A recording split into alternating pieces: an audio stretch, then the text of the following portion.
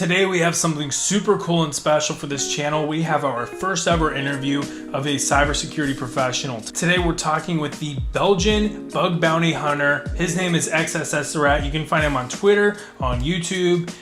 He has different courses on Udemy. We'll have links in the description, and we're also going to kind of dive into that a little bit in this interview, but definitely go check him out. He's awesome. But first, before we get into that, like this video if you find it helpful. Hey, if you want to get into bug bounty hunting, that's a super cool career path. You should probably like this video and then go give TheXSSRat a follow. And then of course, subscribe for more content, because believe it or not, this is not going to be our last interview. Anyway, here we go. So real quick, just for anybody, that's watching that, may not be quite as familiar with your channel or any of your content, do you mind just kind of giving a quick, overview of kind of what you do, the content you focus on and stuff like that? Yeah, for sure. So my name is TheXSSRat. I focus mostly on YouTube stuff. I do bug bounties there.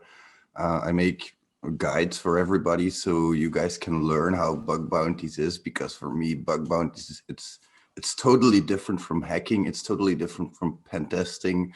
And I want to make that clear. I saw a little bit of a gap in the market where I noticed that there was a lot of content regarding bug bounties, but it was more about finding targets and not so much about execution. And that's where I saw a little bit of a gap that I'm trying to fill in now. And I think it's going pretty well, because in a year time, I gained almost 9,000 subscribers, which is amazing. And also I made a course over the course of that year. I started creating a course at the beginning, and now it's almost finished. So that's also available on my website, TheXSSRat.podia.com, if you guys are interested. So that's me, basically. I love XSS. You guys can probably tell that from my name, but I love any vulnerability, basically. I love logic vulnerabilities. I love broken access control, IDORs. As long as it's a vulnerability type, I love studying it. That's what it comes down to. That's awesome. And for anybody watching, I'll have a link down in the description, so you can absolutely go check that out as well. Dude, so I see you've been, in quality assurance and quality control, professionally. So how has that kind of helped with your journey through bug bounties and just kind of looking for these different exploits? I love that question, because for me, it all started when I entered when I graduated high school, and I had to pick if I wanted to go to university or if I want. In Belgium, we have this thing a little bit lower than university called a bachelor's degree, which is what I got. And I got it in networking, and that's basically where I learned about hacking, because we also had 1 hour per week dedicated to hacking, but it was very, very basic. So I got the basics down. We talked about security, like RSA, encryption keys, really basic stuff, but I loved it. And that's when that spark hit me. And I started with basically a programming career. Strangely enough, I studied networking, went straight into programming. And that's where I picked up a lot of these logic skills, a lot of these logic vulnerabilities. In my school career, I picked up a lot of networking skills that are required for bug bounties, because I did Cisco, CCNA, I think. And then, of course, as well, I went, like you say, into software testing. And bug bounties is also just a form of testing, because quickly a sidetrack, because bug bounties, in my opinion, is a terrible name. I hate that name. You're not hunting for bugs, you're testing your target for your methodology. You're testing if your target is safe. You're not hunting for bugs because you're never sure if there is one.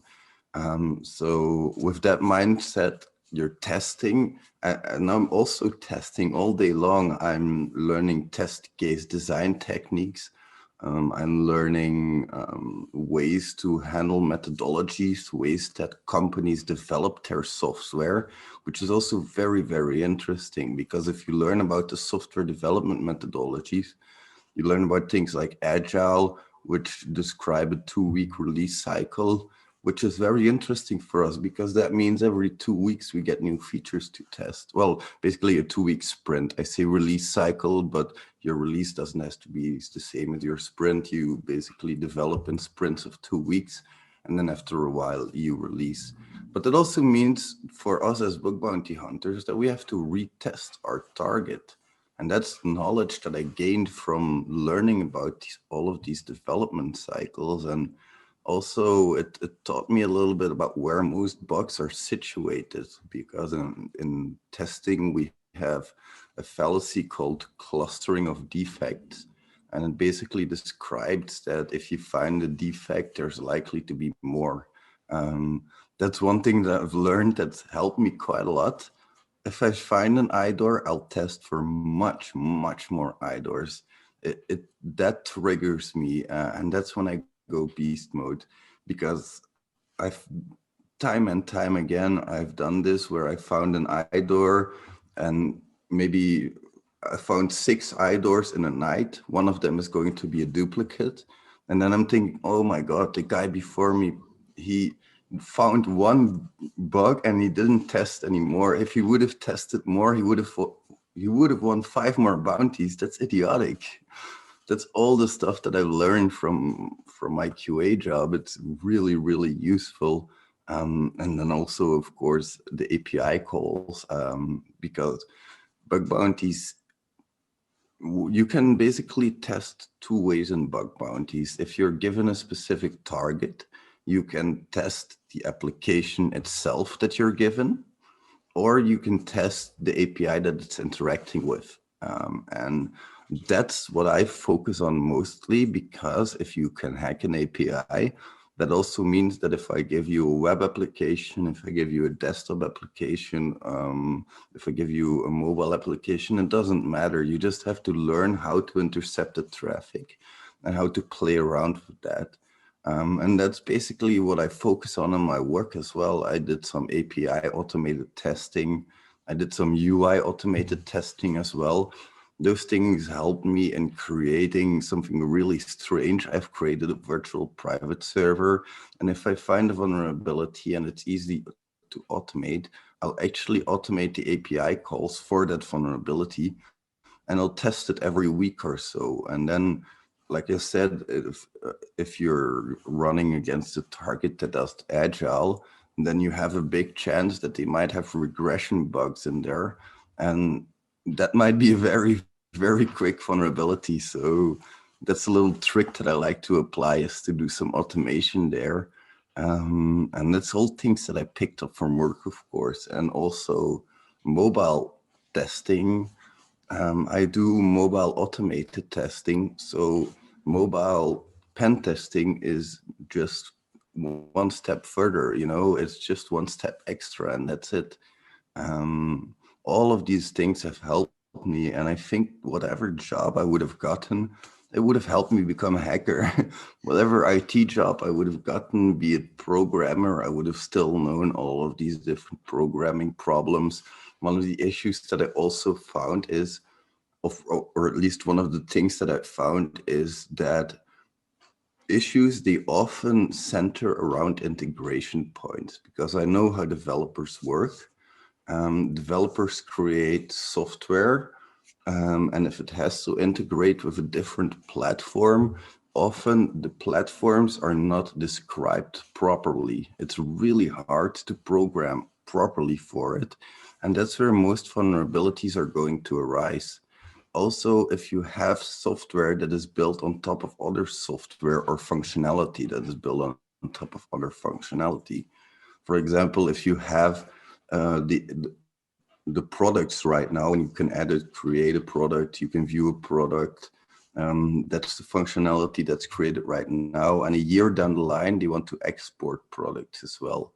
There isn't going to be any original documentation left of those products. So that's going to be pretty tricky, of course, and that's where bugs arise again. They're going to have to guess how that code works and how it's supposed to work. So basically, that's the stuff that I picked up from my QA career. That's about it.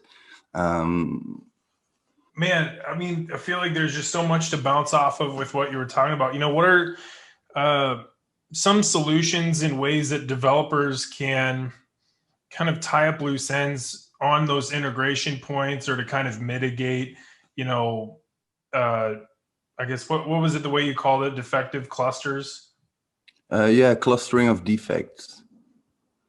Yeah. Yeah, there's for me the way to mitigate this is pretty simple: documentation, documentation, documentation. You can't have enough of it, and that's going to be really important later down the line. I am human. I don't know if I can work. Like, I know that if I develop something now, I don't know how it works a month down the line, let alone 6 months or a year down the line. So I document everything that I do in a very organized structure as well. Um, and one other thing that you have to really be careful about is shadow APIs, of course. That's APIs that you just leave on hanging and never disable. Hackers like me love taking advantage of that. If you have a version 3 of an API, just disable version 1 as quickly as you can, even though it may be legacy code. Try to unravel that spaghetti code and try to actually do something about it. Whenever you see spaghetti code, that's one big recommendation. If you ever see spaghetti code, try to put it on a backlog to refine that stuff, to refactor it. It's going to help you a lot down the line, not just security wise, but maintainability is going to go up so much, and it's going to be a lot better. And one thing that's super, very, very important is if you're not sure about documentation, about requirements, ask somebody. Don't just assume, because if you assume, you're making an ass out of you and me, and that's not a good thing. So it's really important that ambiguous requirements gets resolved very, very fast. Especially like, you have to imagine it like this. If you have a requirement that has a defect in it and it goes further down the line, the next step is going to be development. Development is going to put effort in. Then testing is going to put effort in. It might even get into production. And if it's into production already, it's going to have to go through all of those stages again. So it's going to cost you a lot more to fix. Whereas if you just fix it in your original documentation already, then it's fixed, and that's good, then you don't have to worry about it anymore. And I know that it's hard, and I know that it's impossible to pick out all of those kinks, but it's really important that you try your best and actually put the testers, the developers, and the analysts together in a room to think about that requirement, that specific requirement. I know that an analyst cannot think of everything, but that's why they have the developers and the testers.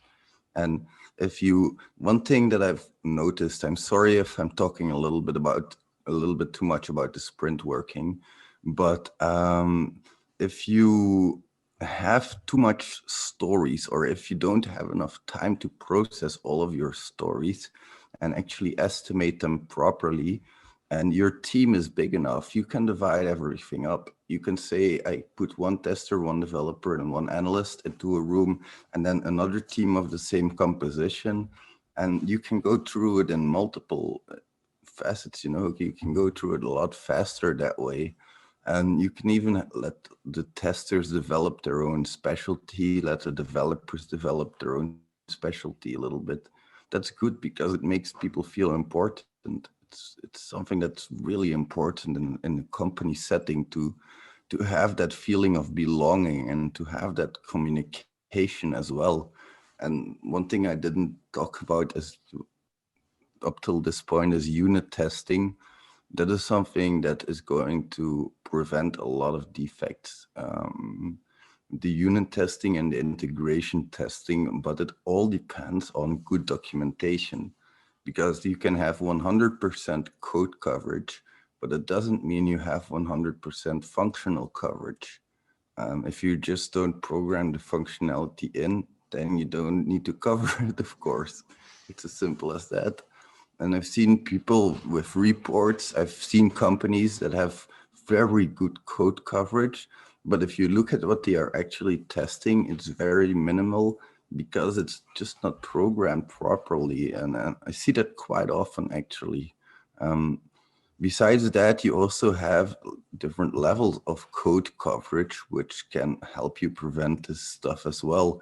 You can go very, very deep, and you can go into atomic code coverage. You can go into statement coverage. You can go into conditional coverage. There's many different layers. So investigate which one is right for your team and your company and implement it properly.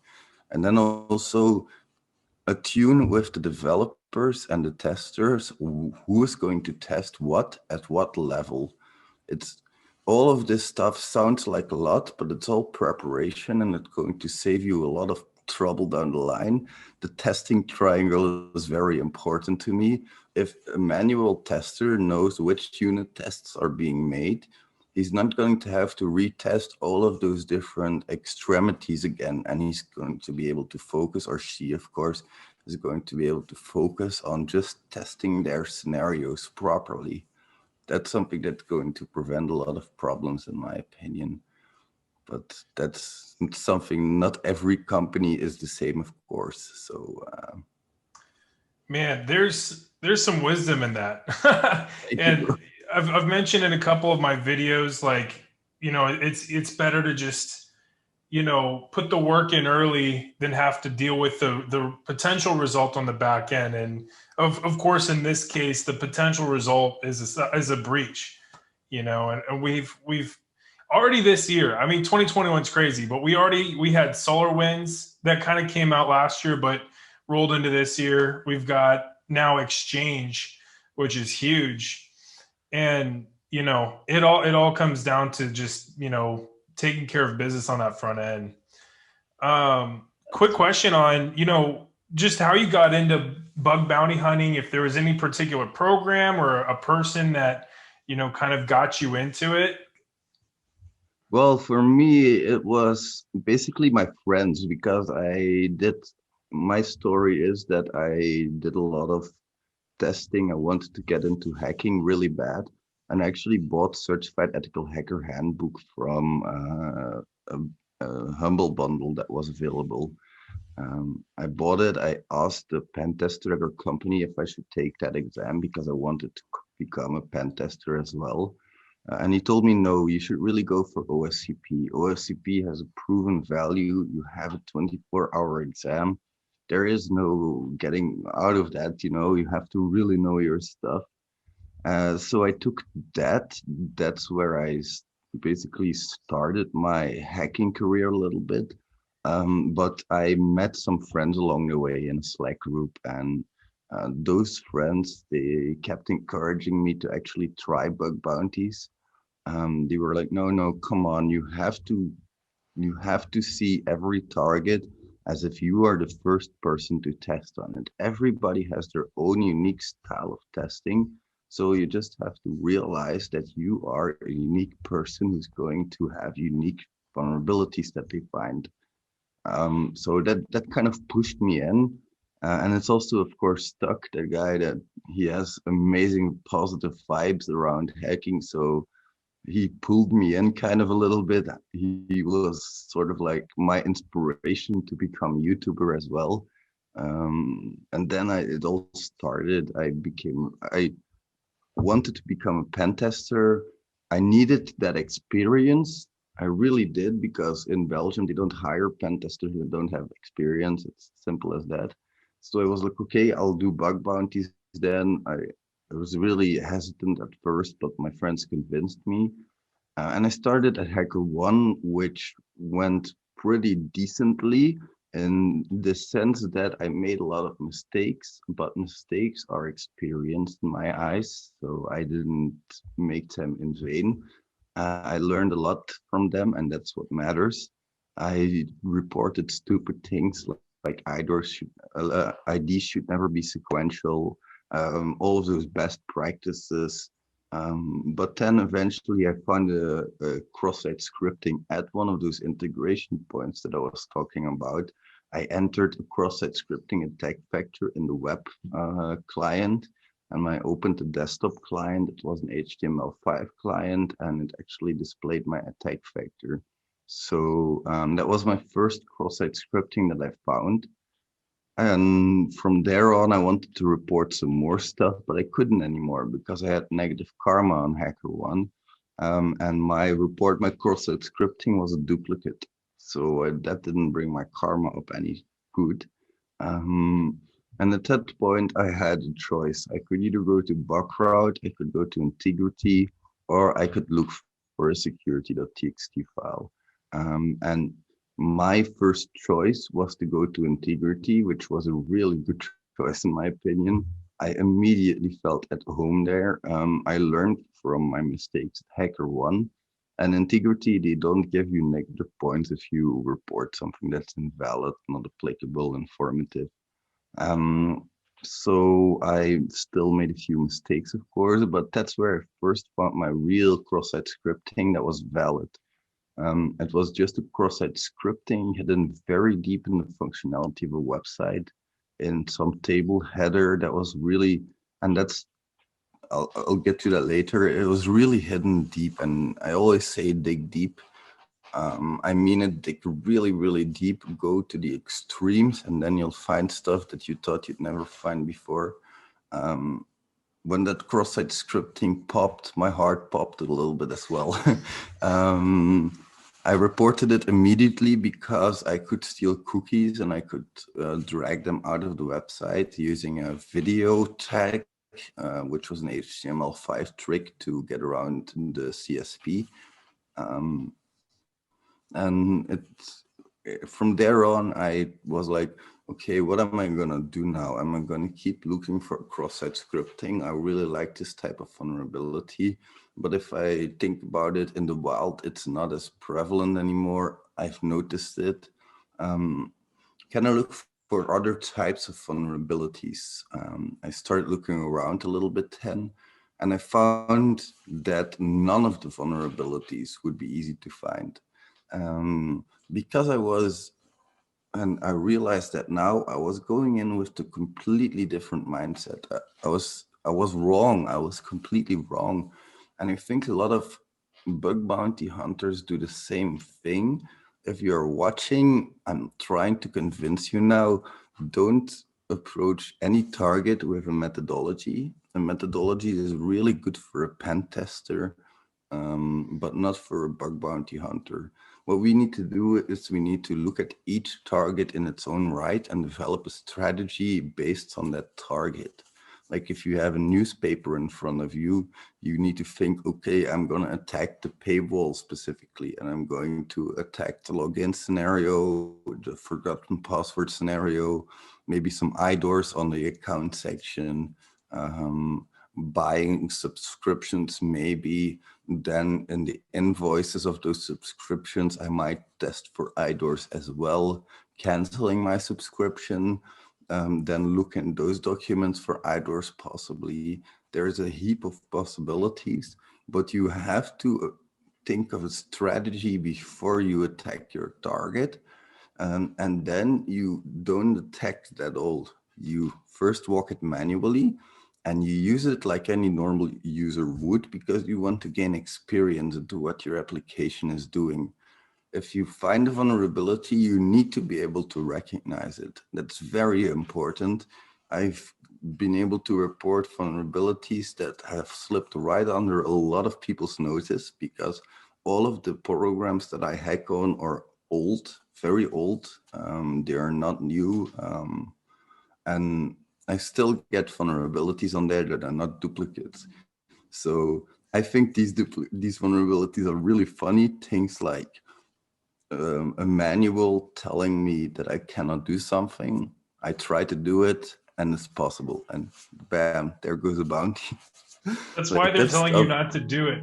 It's because they know it'll work and they want you to do it.